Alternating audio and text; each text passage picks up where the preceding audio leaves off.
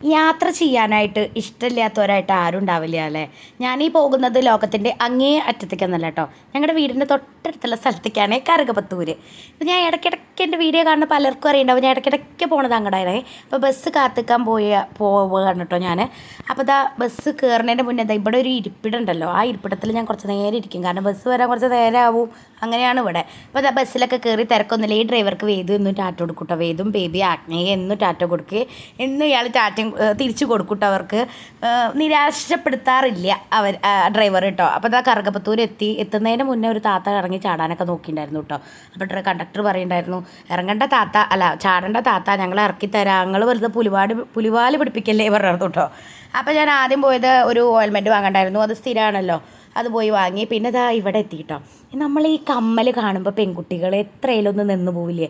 എനിക്കിഷ്ടം മാതിരി കമ്മലുണ്ട്, എന്നിരുന്നാൽ പോലും എനിക്ക് ഈ കമ്മൽ കാണുമ്പോൾ അവിടെ അങ്ങനെ നിൽക്കും കുറച്ച് നേരം. ഞാൻ എന്താ ഭംഗി കമ്മലിൻ്റെ ഒക്കെ അല്ലേ. പിന്നെ അതുപോലെ തന്നെ ഒരുപാട് സാധനങ്ങൾ നമ്മൾ പെൺകുട്ടികൾക്ക് ഇഷ്ടപ്പെടുന്ന സാധനങ്ങളൊക്കെ ഉണ്ട്. അപ്പോൾ ആ ഒരു അമ്മമ്മ അവിടെ കിടന്നിട്ട് ആ റോൾഡ് കൊണ്ടിൻ്റെ ഒരു കമ്മൽ വാങ്ങുന്നുണ്ടായിരുന്നു കേട്ടോ.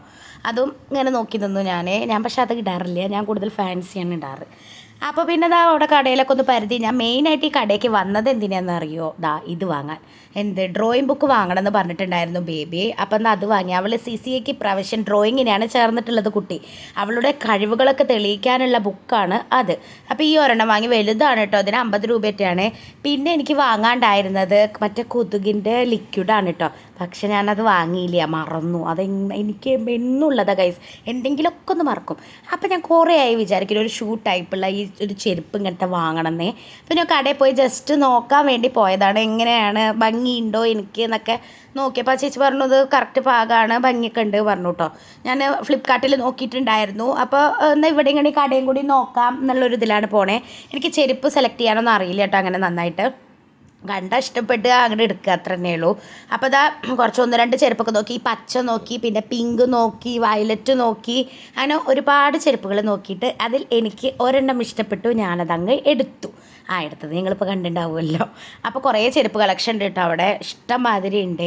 ഞാൻ ഈ കടയ്ക്ക് 1-2 വട്ടം പോയിട്ടുണ്ട്, നല്ല കളക്ഷനുള്ള കടയാണ് കേട്ടോ, അധികം വിലയൊന്നുമില്ല. പിന്നെ അത് കഴിഞ്ഞ് ഞാൻ വേദുട്ടനും ബേബിക്കും വേണ്ടി എന്തെങ്കിലും ചെറുതായിട്ടൊന്ന് കഴിക്കാൻ വാങ്ങി. അപ്പം ഉണ്ടത് ആ കറുകപ്പത്തൂർ മഴ പെയ്യണു, പെട്ടെന്ന് കുറുക്കൻ്റെ കല്യാണം തോന്നുന്നു, വെയിലും മഴയും കൂടി ഒരുമിച്ചിട്ടാണ്. പിന്നെ അതൊക്കെ കഴിഞ്ഞ് ഞാൻ വീട്ടിലെത്തി ഗൈസ്.